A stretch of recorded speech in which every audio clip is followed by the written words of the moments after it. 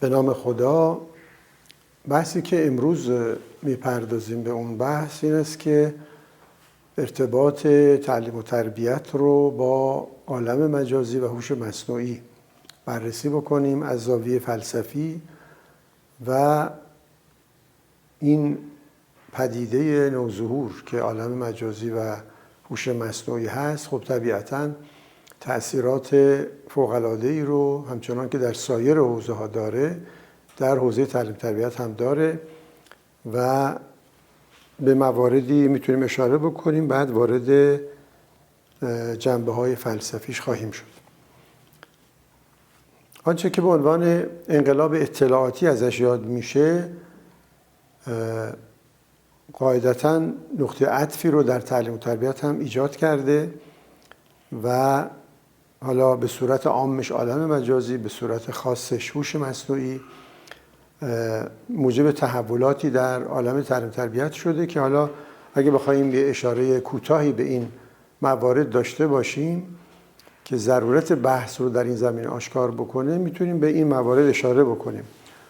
مثلا در دسترس بودن اطلاعات گسترده خب تو زمینه تعلیم و تربیت هم تأثیر خودش آشکار میکنه و دانش آموزان و دانشجویان به سرعت میتونن در هر زمینه درسی یا غیر درسی این اطلاعات گسترده رو به دست بیارن و حتی این موجب میشه که گاهی اوقات از معلم و استاد هم پیش بیفتند، حالا در موضوعات درسی یا در مسائل اجتماعی دیگر این اتفاق میفته و این موجب میشه که خودیادگیری به وجود بیاد در یه بافت غیر رسمی، بافت مدرسه و کلاس رسمیه، اما افراد به واسطه این گستردگی اطلاعات به خودیادگیری میتونن رو بیارن، یعنی خودشون به کمک این سیستم بتونن بیاموزند به جای اینکه ارتباطی با معلم یا استاد داشته باشن.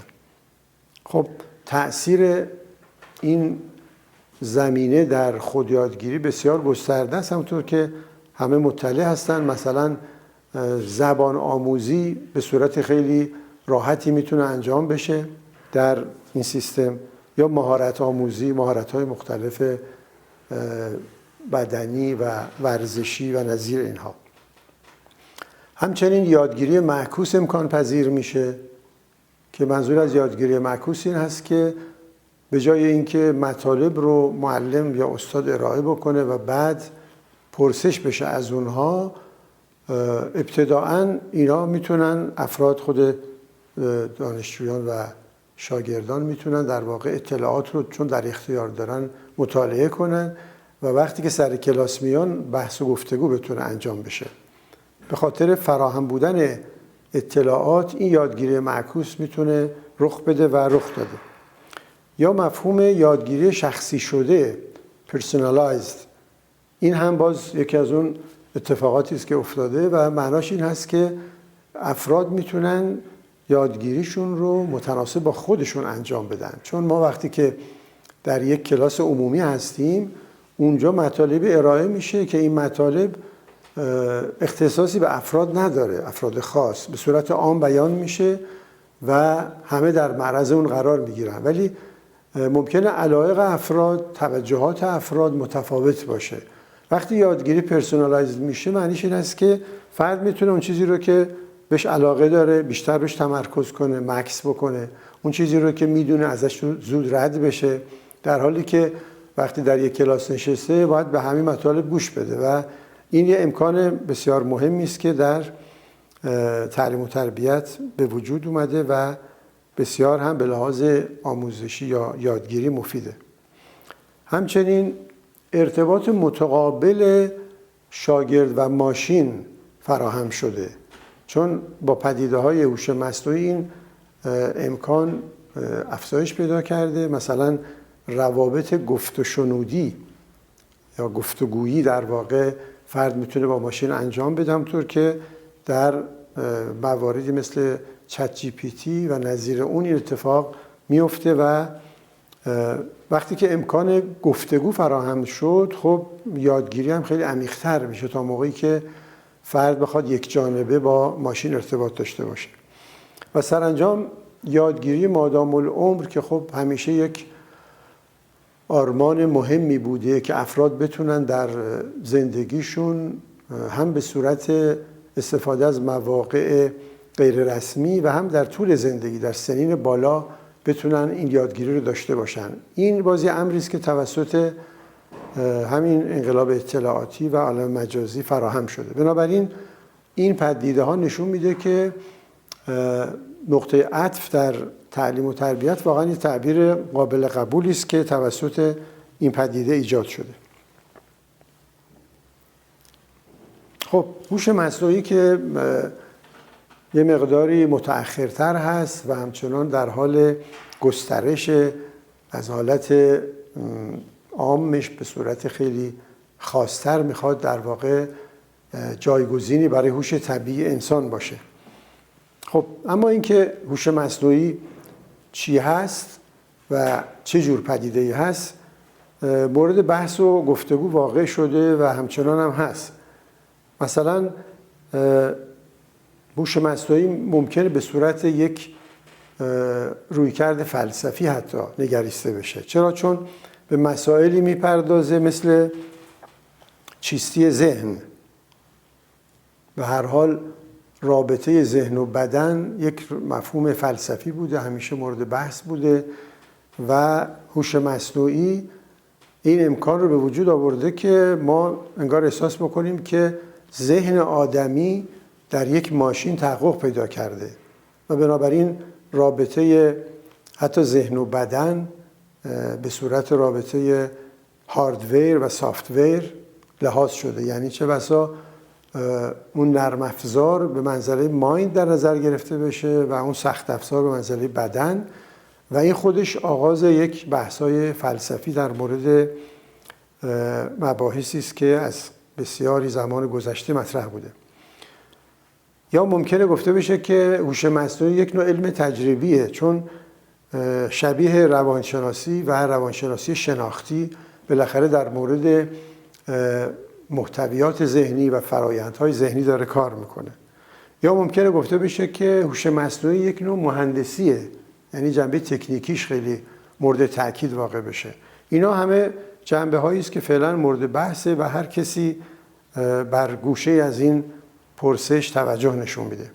از جمله سخن دانیل دنت رو میشه بهش اشاره کرد که گفته که در واقع هوش مصنوعی در نقطه‌ای میان علم و فلسفه قرار گرفته و هم بحث‌های فلسفی رو برمی‌انگیزه و هم بحث‌های علمی رو مانند روانشناسی رفتارنگر یا روانشناسی شناختی میتونه مورد توجه قرار بگیره. خب به سبب همین جنبه‌های فلسفی که در عالم مجازی و هوش مصنوعی وجود داره، تأمل فلسفی در مورد عالم مجازی به طور کلی و هوش مصنوعی به طور خاص امکان پذیره.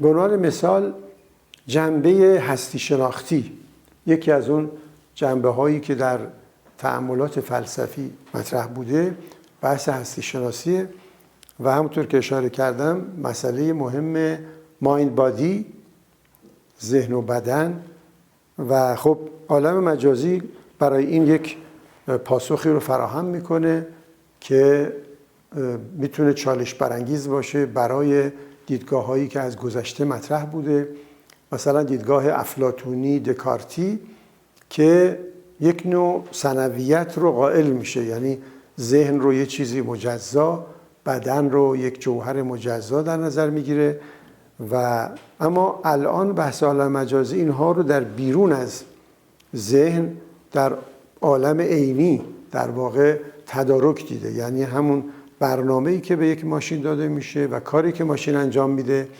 و این میتونه به هر حال یک گزینه‌ای باشه در اون بحث مهم فلسفی و چالش برانگیز هم باشه.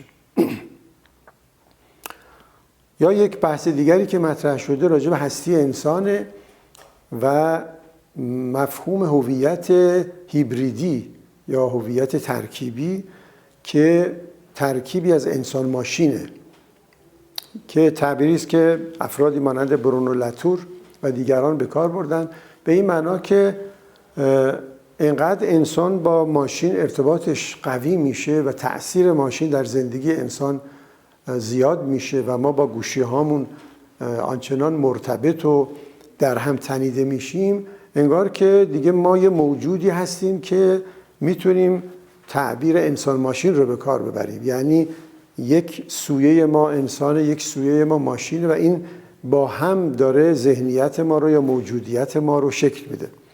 و تقریبا میشه گفت که مثل قنطورس یا سنتور که در اساطیر یونان انسانی هست که هم انسان اسب در واقع، یعنی 4 پای اسب رو داره و سرش به صورت سر انسان و بدن انسان با 2 تا دستی که داره. این هم یک نوع در واقع قنطورس هستش، منتها خب حالت انسان و ماشین رو خواهد داشت. خب اینا یه مسائلی است که ابعاد فلسفی رو در جنبه هستی شناسی آشکار میکنه. اما بعد دوم این تأمل فلسفی مربوط میشه به معرفت شناسی و همونطور که میدونیم در مباحث فلسفی همیشه این سوال بوده که معرفت آدمی چیه؟ چگونه اتفاق میفته و چه ماهیتی داره؟ خب الان در عالم مجازی یک مفهوم مرکزی وجود داره به نام اینفورمیشن و اینفورمیشن پروسسینگ، پردازش اطلاعات. یعنی ماشین در واقع با اطلاعات کار میکنه، این اطلاعات رو دریافت میکنه به صورت داده ها و اینها رو میتونه به صورتهای مختلفی پردازش بکنه و از هر پردازشی یک دستاوردهایی میتونه حاصل بشه. مثلا الان با همون کلان داده ها یا بیگ دیتا که در اختیار ماشین وجود داره میتونه به یک استقرای گسترده ماشین بپردازه. مثلا در تشخیص بیماری ها، اگه مثلا ما علائم چند تا بیماری رو یا چند علامت یک بیماری رو به ماشین بدیم و این با در اختیار داشتن اطلاعات بسیار گسترده که در واقع به نحوی میشه گفت که ممکنه ما به ازای تشخیص مثلا 1000 پزشک باشه، همه این اطلاعات رو در اختیار داره، بعد با یک استقرایی که در این اطلاعات میکنه میتونه نوع بیماری رو تشخیص بده و خیلی هم دقیق تر از حتی یک پزشک، برای اینکه داده هایی که اونجا وجود داره داده های هزاران پزشکه و طبیعتاً این خیلی قوی‌تر و غنی‌تر خواهد بود از اینکه ما مثلا با یک پزشک حاذق حتی بتونیم گفتگو بکنیم. بنابراین الان مسئله اطلاعات و پردازش‌های مختلفی که از این اطلاعات انجام میشه گویا که میخواد یه پاسخی برای این مسئله فراهم بیاره که بنابراین معرفت و تفکر چیه و این خودش بتونه الگویی قرار بگیره برای اینکه ما بتونیم معرفت و تفکر انسان رو هم تبیین بکنیم و تشریح بکنیم. سرانجام میشه به یه عنصر سومی هم اشاره کرد در تأمل فلسفی نسبت به عالم مجازی و اون در حوزه روابط اجتماعی انسان هاست. خب ما الان متوجه میشیم که شبکه‌های اجتماعی موجب شده که گروه‌های اجتماعی مختلف شکل بگیرن و با هم ارتباطاتی رو برقرار کنن و هویت‌های جمعی پیدا بکنن، اشتراکات فکریشون اونجا بخونن مطرح بکنن. خب این خودش یه نوع تحول در نوع روابط اجتماعیه. مسئله دوم این که به خاطر بسط آگاهی که به وجود میاره قدرت افشاگری در فسادهای اجتماعی رو موجب میشه و همونطور که ما بارها مشاهده میکنیم مثلا اینکه یک فساد اقتصادی توسط شبکه ها افشا میشه و این موجب تحولات اجتماعی میشه و به همین ترتیب قدرت محدود کننده داره نسبت به حاکمیت‌های استبدادی و چه بسیار تأثیرات سیاسی که میتونه ناشی از وجود این اطلاعات در عرصه‌های اجتماعی باشه و امور اخلاقی و اجتماعی و روابط اجتماعی رو به شدت تحت تاثیر خودش قرار بده. خب این سه جنبه، یعنی جنبه های هستی شناختی و معرفت شناختی و بحث های ارزشی و روابط اجتماعی، نشون میده که چگونه عالم مجازی تأثیر قاطع خودش رو در عرصه هایی که دغدغه فیلسوفان بوده آشکار کرده. خب اینها در این حالی که توانایی هایی رو برای انسان ها ایجاد کرده، اما در تأمل فلسفی شاهد میشیم که چالش هایی رو هم به وجود میاره. یعنی به هر حال یک مشکلاتی رو هم میتونه دامن بزنه و نشون بده که در واقع عالم مجازی تیغ دودمی است که هم توانایی ها رو افزایش میده و هم میتونه توانایی ها رو دچار اعوجاج و مشکلاتی بکنه و اینها میشه همون چالش هایی که حالا ما مخصوصا در عالم تعلیم و تربیت اینها رو بیشتر مورد توجه قرار میدیم. خب ما همون سه زاویه‌ای رو که بحث کردیم میتونیم در این چالش ها هم دنبال بکنیم، یعنی در زوایای هستی شناختی و معرفت شناختی و اخلاقی و اجتماعی به ترتیب میتونیم چالش هایی رو مورد توجه قرار بدیم. همون مفهوم انسان هیبریدی که بیان کردیم، خب این میتونه جای بحث و گفتگویی رو ایجاد بکنه و چالشی رو فراهم بیاره، چون به هر حال اگر ما فرض بکنیم که انسان هویتش دگرگون شده و چیزی بین انسان و ماشین قرار گرفته، شاید بتونیم بگیم که مخاطره‌ای برای عاملیت انسان ایجاد میکنه. یعنی شاید عاملیت انسان رو به نحوی در معرض یک چالش و زوال قرار میده، چون به هر میزانی که ما دیگه خودمون نباشیم و با یک چیز دیگری غیر از خودمون ترکیب بشیم، میتونه معنیش این باشه که عملیات ما و نقش آفرینی ما محدود شده. حالا شکل کاملش ممکنه این باشه که اون مفهوم جن‌زدگی انسان که در گذشته ها مطرح بود که یه جنی میاد انسان رو تسخیر میکنه، اونجا دیگه اصلا انسان به طور کامل عملیات شاید دست میده و دست مایه یک موجود دیگری میشه. حالا در ترکیب انسان ماشین، خب این به صورت حالا سهم در واقع خواهد بود. اما اگر به صرف این که ما از ماشین استفاده میکنیم و بسیار استفاده میکنیم، لحظه به لحظه باش درگیر هستیم، آیا میتونیم از این پدیده به عنوان اینکه هویت انسان هیبریدی شده استفاده بکنیم؟ اما من فکر میکنم که میشه گفت که انسان همواره مشغول بسط بدن و ذهن خودش بوده. یعنی از همون ابزارهای اولیه که انسان ساخته، خب ابزار به معنای گسترش بدن یا گسترش ذهن بوده. آدم وقتی که مثلا با یک سلاحی میتونه شکار بکنه، معنیش اینه که به جای اینکه دنبال شکار بدوه و خود رو با دستان خودش در اختیار بگیره که خیلی هم دشوار خواهد بود، سلاحی رو ابداع میکنه و این سلاح انگار که ادامه دست اوست و ادامه بدن اوست یا ادامه ذهن اوست و به این ترتیب کار او رو تسهیل میکنه.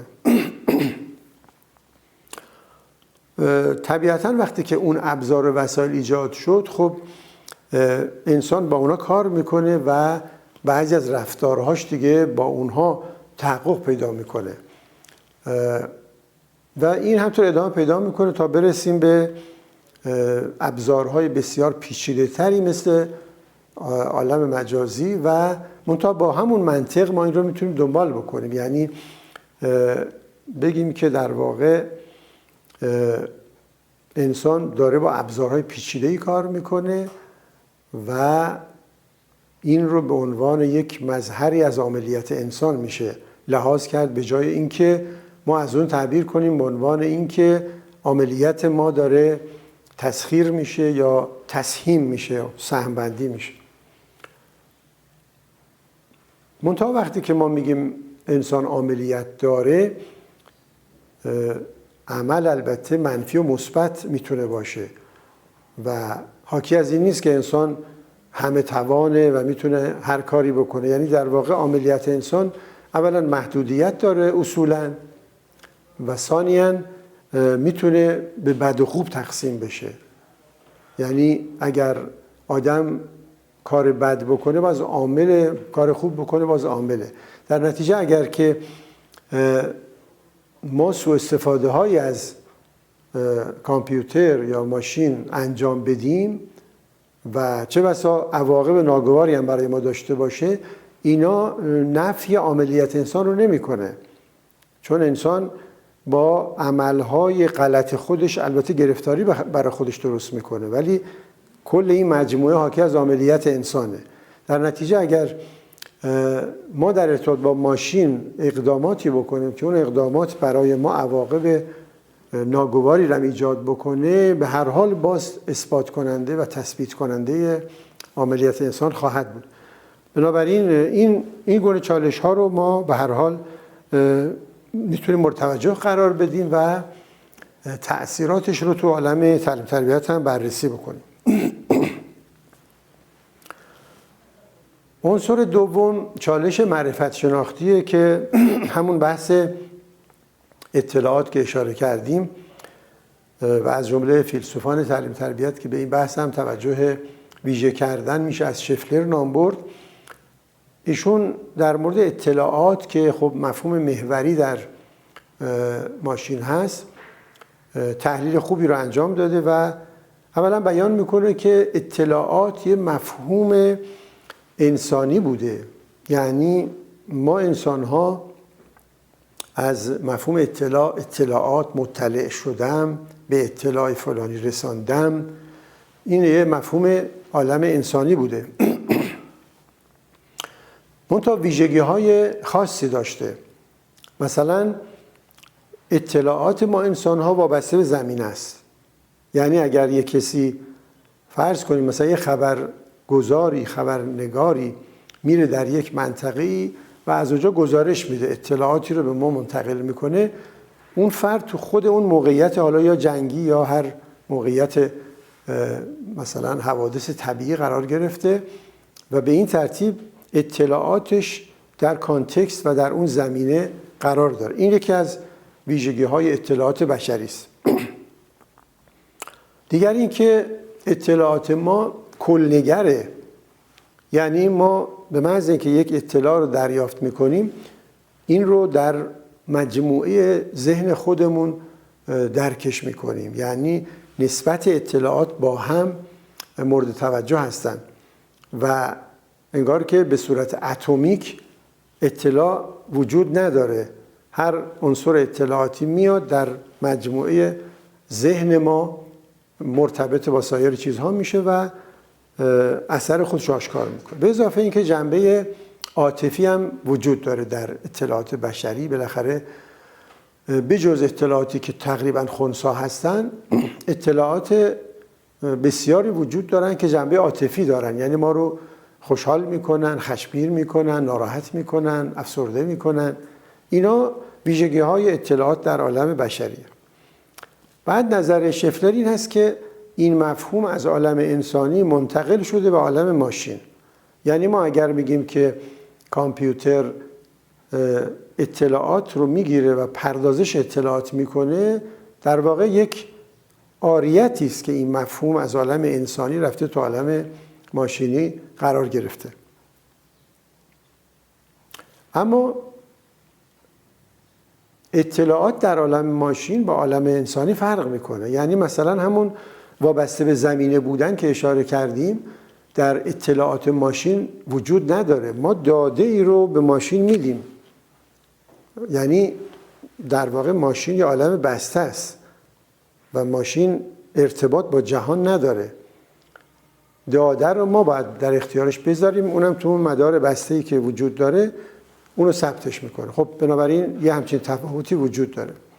دوم این که اطلاعات در ماشین میتونه جنبه اتمیک هم داشته باشه. البته خب ارتباطات هم اونجا برقرار هست، ولی یک واحد اطلاعاتی کوچک، یک جمله که ما اولین بار وارد میکنیم در ماشین، خب به منزله اطلاعاته. یعنی اون جنبه کلنگریش در انسان خیلی غنی‌تره. و مسئله سوم اون جنبه عاطفیه که خب فعلا ماشین‌های ما ویژگی عاطفی ندارند. در نتیجه اطلاعات در اونجا این جنبه عاطفی رو نخواهد داشت. خب بنابراین اطلاعات از عالم بشری رفته، مفهومش در عالم ماشین با یک ویژگی‌های دیگری انگار میشه گفت استحاله پیدا کرده و معناش دگرگون شده. حالا دوباره این واژه میاد به سراغ عالم انسانی، یعنی ما مثلا در محیط‌های تعلیم و تربیتی یا محیط‌های علمی خودمون میاییم از این مفهوم استفاده میکنیم. چنان که ممکنه بگیم که مثلا دانش آموز در کلاس داره پردازش اطلاعات میکنه، یعنی همون جوری که کامپیوتر این کار رو انجام میده. یا مثلا ما در روانشناسی نظریه هایی داریم که یادگیری رو بر اساس پردازش اطلاعات دارن توضیح میدن. این معنیش اینه که اطلاعات از عالم انسانی رفته به عالم ماشین، اونجا استحاله پیدا کرده، حالا برگشته. ما میخواییم خودمون رو شبیه ماشین بکنیم و بگیم که ما هم مثل ماشین با اطلاعات کار میکنیم، پردازش اطلاعات میکنیم، ادراک ما و فهم ما با این خلاصه چارچوب داره انجام میشه. خب به این ترتیب پس یک چالش معرفت شناختی هم اینجا ایجاد میشه و اون اینه که آیا واقعا ما میتونیم الگوی کار ماشین رو که همون پردازش اطلاعات باشه بیاریم برای تبیین ذهن و معرفت آدمی به کار بگیریم، در حالی که چنین استحاله هایی در اونجا رخ داده.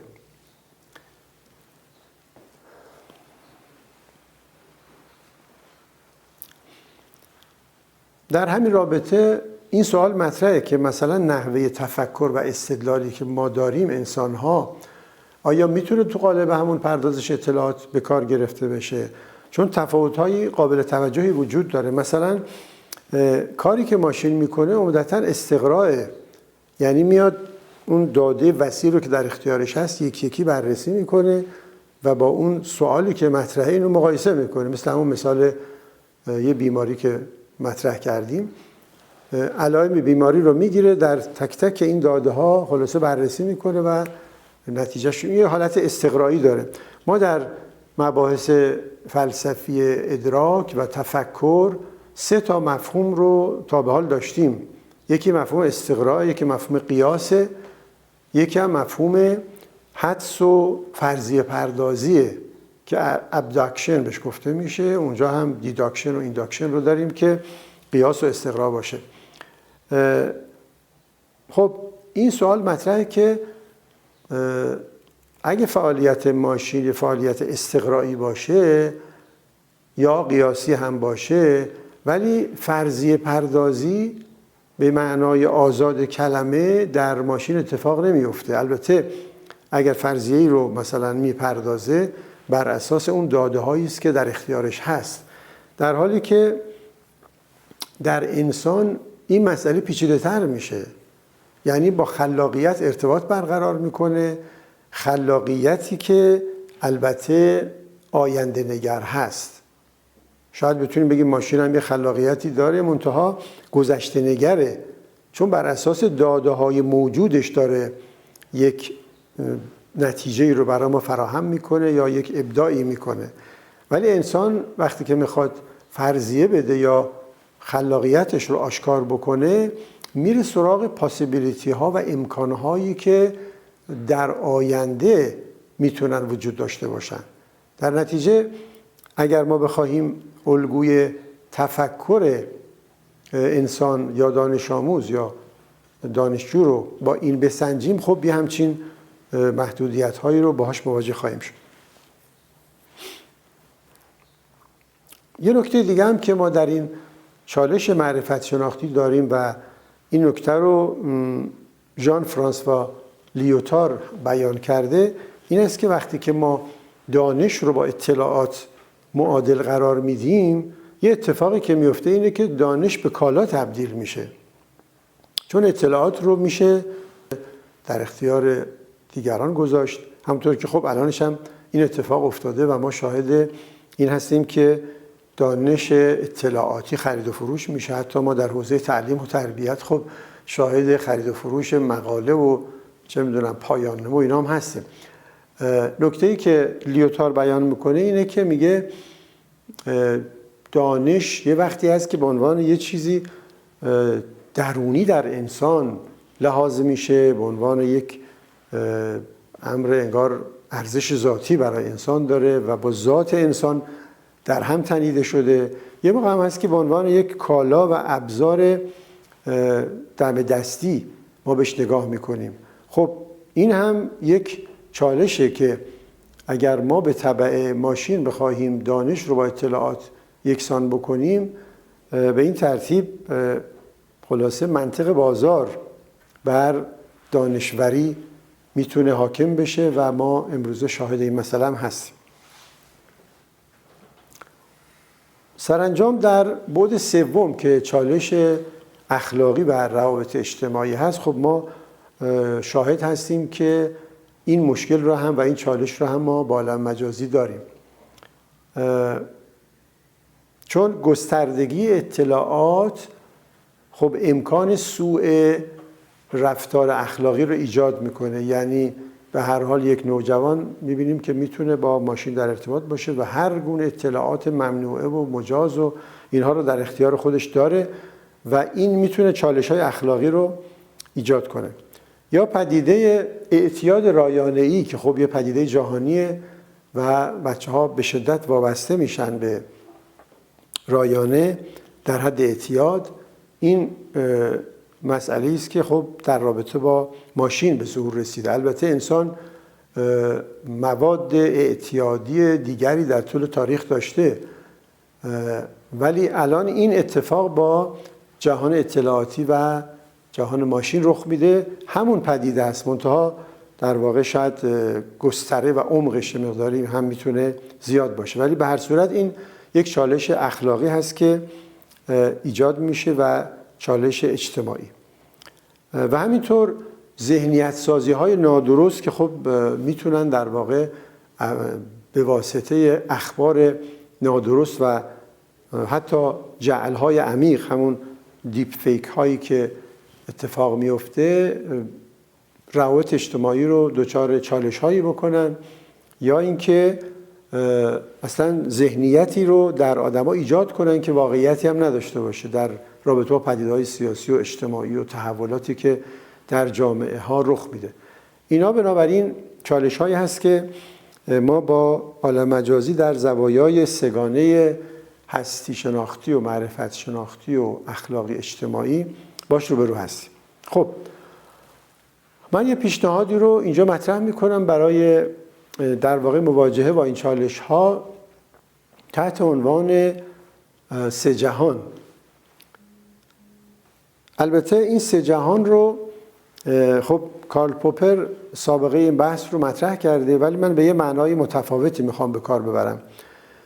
آنچه که در دیدگاه پوپر مطرح بود 3 جهان به این صورت بود که جهان یک جهان عینی خارجیه که خب همون چیزایی که همه مشاهده میکنیم و در معرض دید هممون قرار داره. جهان 2 جهان ذهنی کاملا شخصیه و غیر قابل دسترس برای دیگران. بالاخره هر آدمی در ذهن خودش یک دنیایی داره، خاطرات خاص خودش یا مسائل خاص خودش که اونها رو نمیخواد در اختیار هیچ کس قرار بده و همیشه هم محفوظ خواهد موند. این یک جهان کاملا خصوصی و شخصی و غیر قابل دسترس برای دیگرانه. و جهان سوم از نظر پوپر جهان میشه گفت ذهنی عینی هست. یعنی برخلاف اون دوتا که یا عینی محضن یا ذهنی محضن، این یه ترکیبی از این دوتا است، یعنی ذهنی و عینی با هم در هم تنیده شدن. مثلا عالم کتاب ها، عالم نوشته ها، عالم حتی تکنولوژی ها، اینا مال عالم جهان 3 هستن. چرا؟ چون یک کتاب وقتی که ما نگاه میکنیم، خب این کتاب درسته یه ماده است ولی توش مطلب نوشته شده. البته جوهر که ماده است ولی مفهوم و معنای اونجا وجود داره که یه انسانی اون رو میخونه و متوجه میشه. این فرق میکنه مثلا با یه تکه آجر. ممکنه یک کتاب شبیه یک تکه آجر باشه ولی داخل این کتاب که ماده هست مسائل فکری وجود داره. یا مثلا پدیده‌های تمدنی مثل تخت جمشید و چیزهای دیگه، اینا یه چیزی بین به اصطلاح ماده و ذهن قرار دارن، یعنی نه مادی نه ذهنی هن. چون یه طرح ذهنی رو اون انداخته شده و به این ترتیب میشه یک جهان سه. اما من میخوام این سه جهان رو به صورت دیگری مطرح کنم که به عالم مجازی بتونیم وصل بشیم. خب جهان یک جهان واقعیات عینیه که خب اینجا شبیه همون نظر کارل پوپر خواهد بود. جهان دو جهان واقعیت‌های ذهنیه. یعنی ما اینجا الان من که دارم میگم جهان دو، دیگه جهان شخصی نیستش، بلکه یک جهان ذهنی عمومی خواهد بود. منتها ویژگیش اینه که یه جهان واقعیه، یعنی فکت ها و واقعیت ها اونجا قرار دارن و شاید هم حتی بشه گفت که این واقعیت ها قدرت بیشتری از واقعیت های عینی دارن. همونطور که تعبیر هایپر ریالیتی رو بعضی ها به کار بردن برای عالم مجازی، یعنی یه واقعیت برتر انگار. چرا؟ چون که در واقع خیال اونجا داره نقش بازی میکنه دیگه. ما گاهی اوقات خیال از واقعیت بیرونی هم قوی تره و یک داستانی هم داریم که راجب لیلی و مجنون که روزی بالاخره لیلی به ملاقات مجنون میاد و میگه که من لیلی هستم و مجنون از اون حالت خلاصه در هم ریختگیش خارج میشه و مدتی با لیلی همراه بوده، ولی بعداً بهش میگه که تو برو و من دیگه نمیخوام پیش من باشی. لیلی میپرسه مگه تو منو نمیخواستی؟ میگه من میخوام با لیلی خودم، یعنی همون لیلی ذهنی خودم میخوام باشم. اینجا اونجاییه که تصویر ذهنی واقعیتی برتر و فراتر از واقعیت‌های عینی میشه، چون ما اونو خلاصه ایدئالیزه میکنیم، یعنی به صورت خیلی بی‌نقص میتونیم در نظر بگیریم و طوری که اثر و نفوذش هم میتونه بیشتر باشه. و در مقابل اون شعاری که گفته میشد که شنیدن کی بود مانند دیدن، ما میتونیم بگیم که دیدن کی بود همچون شنیدن. یعنی آدم وقتی یه چیزی رو میشنوه تو ذهن خودش اون رو با خیالش میپردازه و میآفرینه و اون خیلی گاهی اوقات موثرتر از اینه که ما همون چیز رو ببینیم که حالا در این بیان لیلی و مجنون هم به صورت آشکار بشه. بنابراین ما دو تا جهان واقعی داریم، یک جهان واقعیت عینی که بیرونیه، یک جهان واقعیت ذهنی که همون عالم مجازی باشه و عالم مشترکی هم هست بین همه انسان ها. و جهان سوم اینجا جهان هنجاریه، جهان آرمان هاست و جهان اعتبارهایی است که ما انسان ها درست میکنیم. خب فرق این جهان سه و اون دو تا جهان چیه؟ در واقع فرق فکت و ولیوه. یعنی یه موقع است که جهان متشکل از واقعیت هاست، حالا چه واقعیت های عینی چه واقعیت های ذهنی، یه موقع متشکل از هنجارها و آرمانها و اعتبارات که خلاصه ما یه قراردادهایی رو پیش خودمون میگذاریم. خب اگر ما این سه جهان رو در نظر بگیریم، البته خب من یه نکته رو دیگه اشاره بکنم که این جهان سه که من گفتم با عالم مثل افلاطونی هم متفاوته. چرا؟ چون که عالم مثال افلاطونی جنبه متافیزیکی داره، یعنی انگار ماکت طبیعته، در حالی که ما در جهان سه جهان بشریه، بیشتر با هنجارها و آرمانهای انسانها سر و کار داریم. دوم این که عالم مثال افلاطونی شامل هنجارها نیست، یعنی جهان باید و نبایدها نیست، ولی این جهان سه که من اشاره کردم جهان هنجارهاست. و سوم این که عالم مثال افلاطونی اگرم به ایدئال‌های انسانی ناظر باشه، مثلا انسان ایدئال، جامعه ایدئال رو بتونه معرفی بکنه، ولی انعطاف پذیر نیست، یعنی یک مدل واحدی رو گذاشته که انسان مثلا مطلوب این است که عقلش بالا باشه و شهوت و غضبش پایین باشه، زیر نفوذ اون عقل باشه. ولی در جهان سه که ما صحبت میکنیم، حالا اگر از ایدئال ها هم صحبت بکنیم، این ایدئال ها به اصطلاح تفاوت شکیب هستند، یعنی تفاوت ها رو میشه توش لحاظ کرد، یه چیز واحد و صلب نیستش. مثلا فرض کنید ما بگیم سبک زندگی خوب. آیا در جهان انسان ها آدمایی که خوب زندگی میکنن اینا یه الگوی واحد دارن؟ نه. میتوان گفت که سبک های زندگی خوب متعدده، با اینکه همشون خوبن از لحاظ هنجاری، ولی خب انواع اقسام دارن. همون جوری که در واقع زندگی بد هم میتونه انواع اقسام داشته باشه. خب این نوع انعطاف رو ما در اینجا مشاهده میکنیم. خب حالا نقش این عالم مجازی که جهان دو بود چیه؟ همونطور که اشاره کردم در واقع میشه گفت که عالم مجازی بدن و ذهن گسترده انسان رو نشون میده.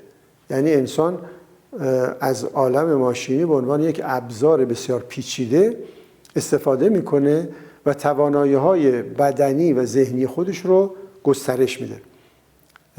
خب این قبلا هم بوده، یعنی اون زمانی که آدم‌ها یه گاواهن درست کردن و با اون زمین رو شخم زدن، خب با گاواهن زمین رو بهتر شخم می‌زدن. این انگار که بدن آدمی گسترش پیدا کرده و تواناتر شده. یا وقتی که اتومبیل درست میشه دوباره همینه، ما بهتر و سریعتر میتونیم به مقصد برسیم. خب باز اینجا همون توسعه بدن و ذهن رو شاهد هستیم. در رایانه و هوش مصنوعی هم مسئله همینه، ما بهتر و سریعتر میتونیم محاسبات یا کارهایی رو که برامون مهمه انجام بدیم. خب این نقشی است که عالم مجازی بازی میکنه و توانایی‌های ما رو میتونه گسترش بده.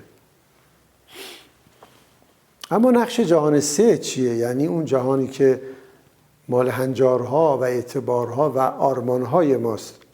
خب اولا کاری که میکنه صورت مطلوب واقعیت رو ترسیم میکنه، یعنی وضع مطلوب رو برای ما مشخص میکنه. یکی از کارهایی است که در جهان سه انجام میشه و ما وقتی که صورت آرمانی چیزهای مختلف، روابط و حالات رو برای حالا دانش آموز، انسان تربیت شده و غیره ترسیم میکنیم، اینا همین نقش رو داره ایفا میکنه.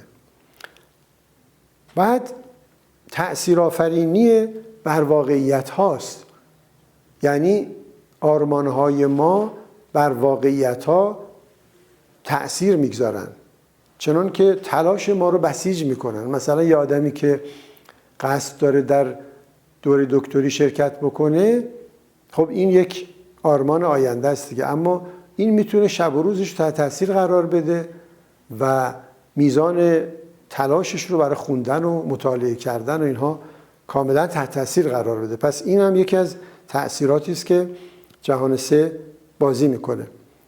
دیگر این که تعین میبخشه به واقعیت، نه فقط تحرک میبخشه به واقعیت بلکه تعین میبخشه.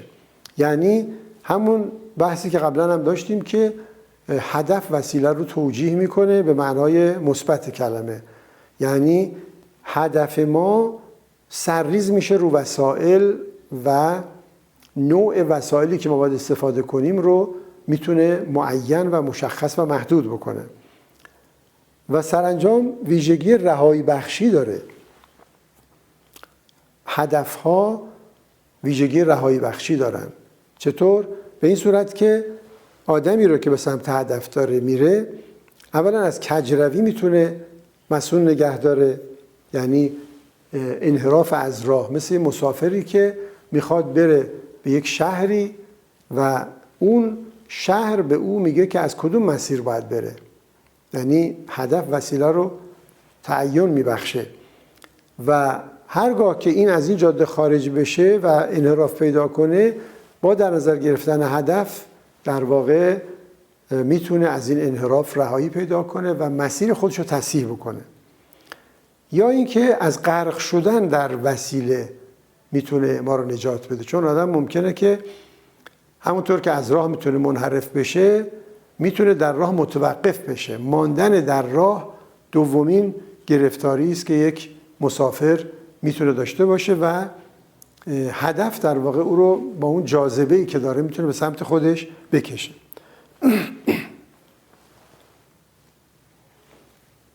خب حالا اگر ما این نقش عالم در واقع جهان سه رو بیاریم تو حوزه تعلیم و تربیت، به چه نکاتی خواهیم رسید؟ یعنی نقش اهداف تعلیم و تربیت در رابطه با عالم مجازی چیه؟ خب اولا اینکه عالم مجازی به عنوان یک وسیله و ابزار بشری، این خب باید تابع اهداف باشه. یعنی ما با نظر به اهداف تعلیم و تربیت و به میزانی که اونها اجازه میدهند از این وسایل به اصطلاح مجازی استفاده خواهیم کرد.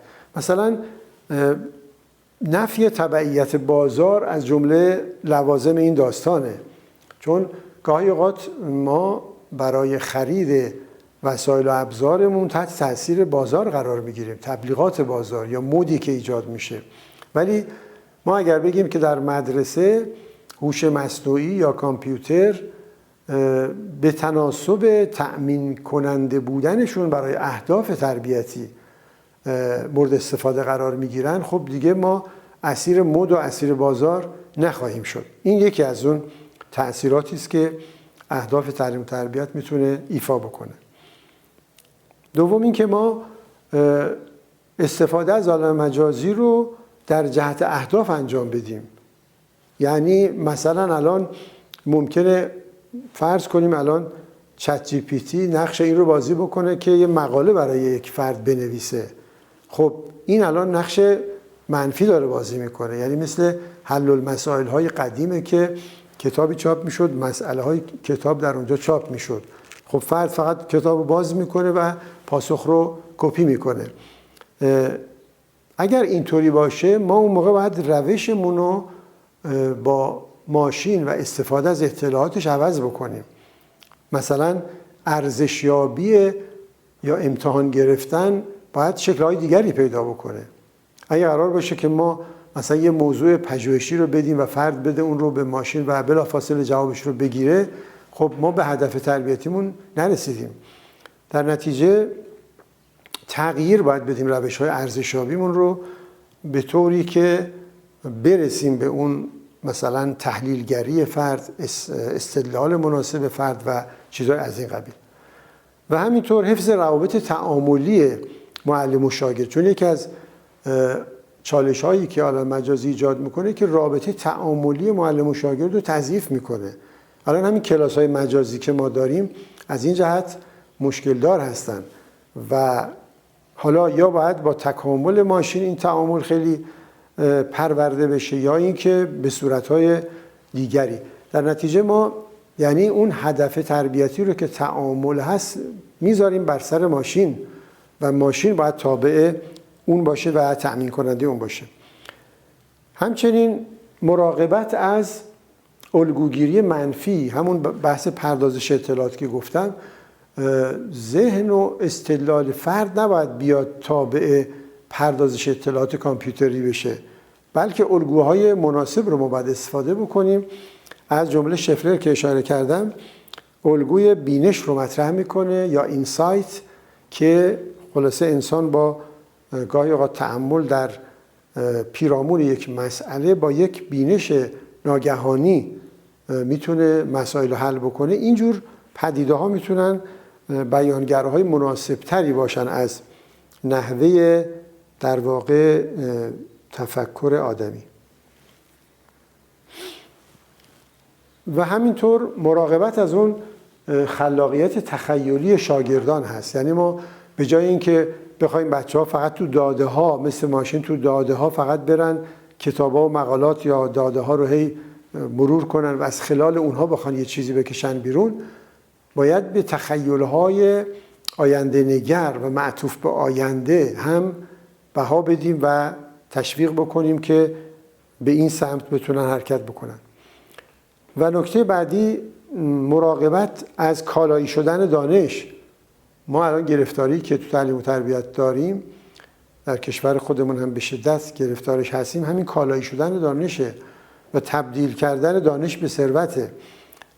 در این حالی که باید این بهره ها رو ما بگیریم از دانش، ولی دانش باید اون منزلت کهن خودش رو واقعا حفظ بکنه و ارزش ذاتی خودش رو تا حدی بتونه دارا بشه و آدمی به خاطر علاقه‌ای که به دانش داره، نه فقط به خاطر اون خلاصه محصولات جانبی که حاصل میشه. و بالاخره آخرین نکته این که اون نقش رهایی بخشی رو که اهداف دارن ما اینجا هم باید کاملا بهش توجه بکنیم که هم از کجروی بتونیم افراد رو مسئول بکنیم. در واقع اون بحث چالش‌های اخلاقی که ما الان داریم در ارتباط با عالم مجازی، اهداف باید طوری نفوذ بکنن تو روابط تربیتی که بتونن جلوی این کجروی ها رو به اصطلاح مهار بکنن. یعنی با برجسته شدن هدف و ارزش اون هدفی که درک میشه یه همچین جابجایی صورت بگیره و یا اون حالت اعتیاد به ماشین رو هم ما بتونیم تو این رهایی بخشی بتونیم فراهم بکنیم. خب به این ترتیب ما بحثمون به پایان میرسه و همونطور که ملاحظه کردیم عالم مجازی به عنوان یک تیغ دودم جنبه‌های مثبت فراوانی داره، جنبه‌های منفی و چالش برانگیز فلسفی هم داره، تو حوزه‌های هستی شناختی و معرفت شناختی و اخلاقی و اجتماعی که همه اینها تو تعلیم و تربیت هم سرایت پیدا میکنن. و تأمل فلسفی این است که ما به این چالش‌ها توجه پیدا کنیم و بتونیم با تمسک به اهداف تعلیم و تربیت و نقشی که ایفا میکنن این چالش‌ها رو باهاشون مواجهه مناسب داشته باشیم. بحثمون خاتمه میدیم و تا بتونیم در جلسه آینده به بعد دیگری هم بپردازیم. و السلام.